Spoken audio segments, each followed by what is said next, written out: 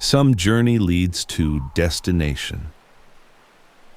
Others lead back to what was forgotten. Beyond Sitangkai lies an archipelago scattered like old pages across the sea. Tawi-tawi. If the paths remember me, I must remember them, because not all fragments return on their own.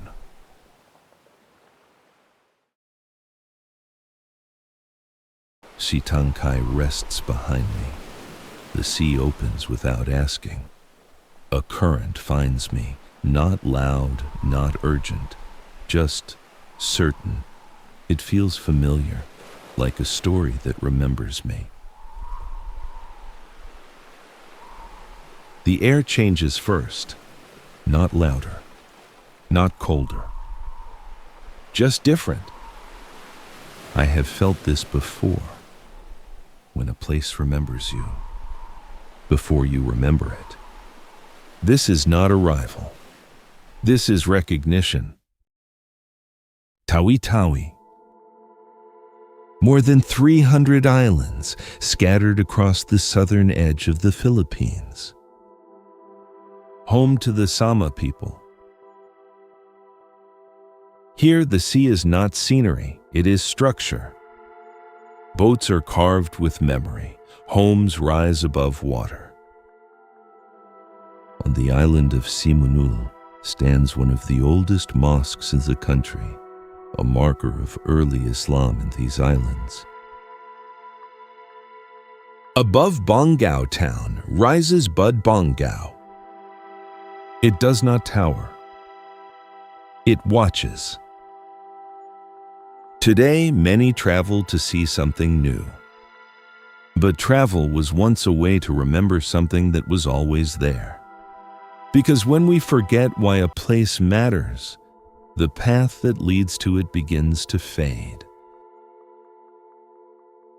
Panampangan stretches into the sea, white against blue. Simple, uncomplicated.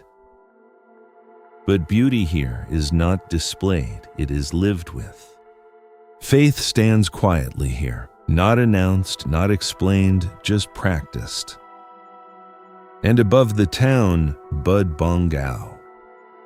Still, unmoved. Some mountains demand to be climbed. This one feels like it is waiting.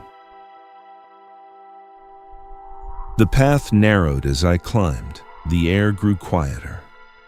Halfway up, something moved above me. I stopped. A monkey sat on a low branch, watching. It did not run. It did not bare its teeth. It simply stayed. It moved along the branch, paused, looked back at me. So I followed.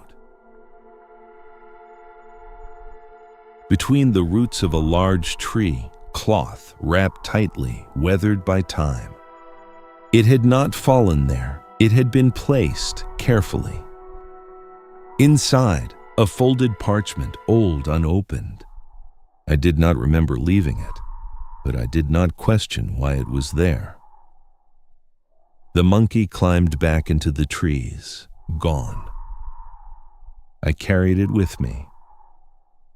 As I descended, the town returned, boat engines, voices, a rooster somewhere below.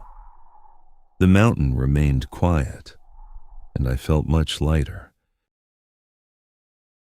I thought I came here to see the edge of the country. But this does not feel like an edge. It feels like a beginning. There is a steadiness here, not loud, not asking to be noticed, but unshaken.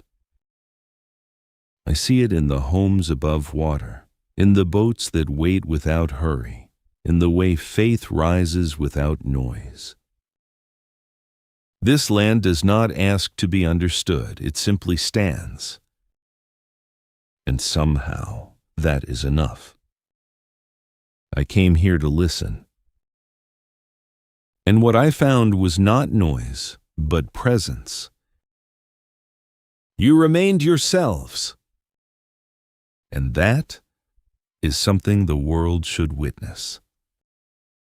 The paths do not belong to me, I belong to them.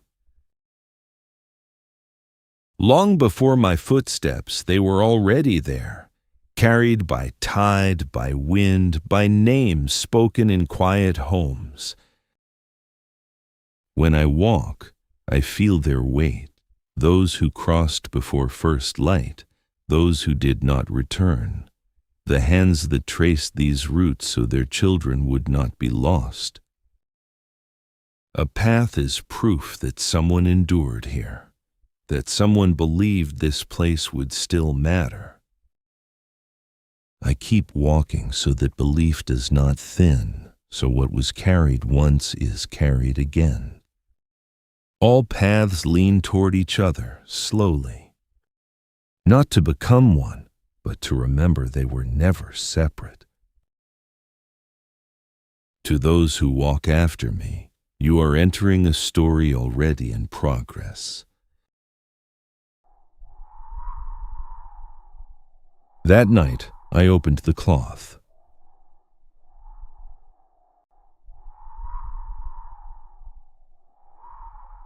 The parchment was blank, but it didn't feel empty.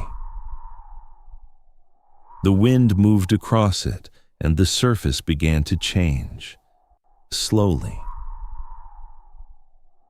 Lines rose from within the paper, not drawn, not placed, revealed.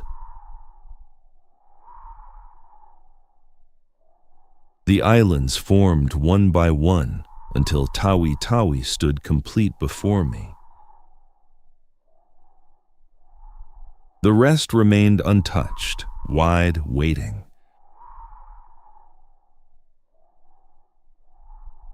I folded it carefully, stood there for a moment, looking north. A path, a map, a memory.